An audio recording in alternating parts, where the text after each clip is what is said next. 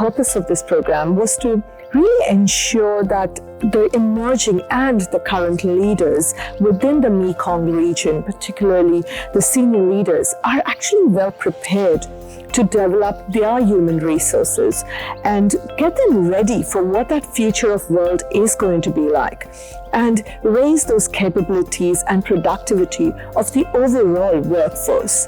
But the key also here has been about diversity, to embrace this inclusivity.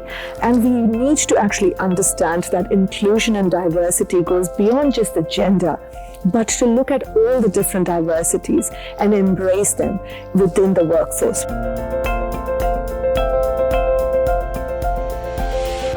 So the program was structured in 3 main modules. So the pre, which was the first module, it involved actually us going to Laos. So we had the participants of Thailand, Vietnam, Cambodia, Myanmar, and of course Laos. And they came from different ministries, from private sector, from public sector, from banks, from NGOs. So we had a really good, strong cohort in this group. And the whole program was to really get these leaders ready. A couple of weeks later, they came to Australia, which was actually a 12-day program. They were hosted by Griffith University at our Gold Coast campus. A lot of our sessions were conducted there. But we had people from industry, we had academics from Griffith University as well as other universities.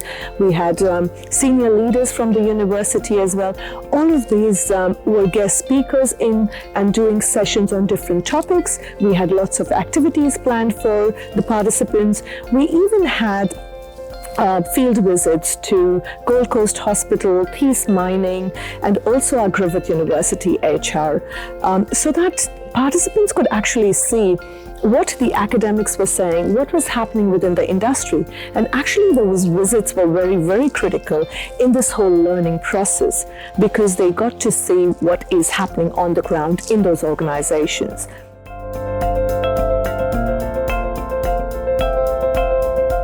A key component of this program was also about them developing projects.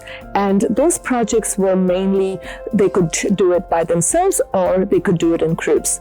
Most of them actually, interestingly, got into groups because they were learning from each other. Some even have cross-country groups, which is a very, very interesting and a very important part of this program. Lots of networks were built.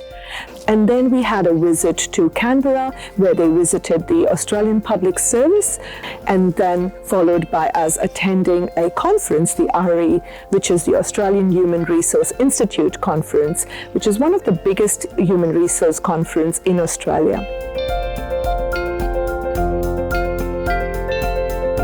We've got amazing mentors from the industry, like Renee Henville. We've got academics like Professor Glenda Strong. We've got other academics from other universities like Professor Tapan Sarkar, as well as somebody who sits between academia and industry, Paulette McCormick, and myself as our course leader as well. So we are actually helping all the groups to actually work on their projects and bring them to a sustainable end.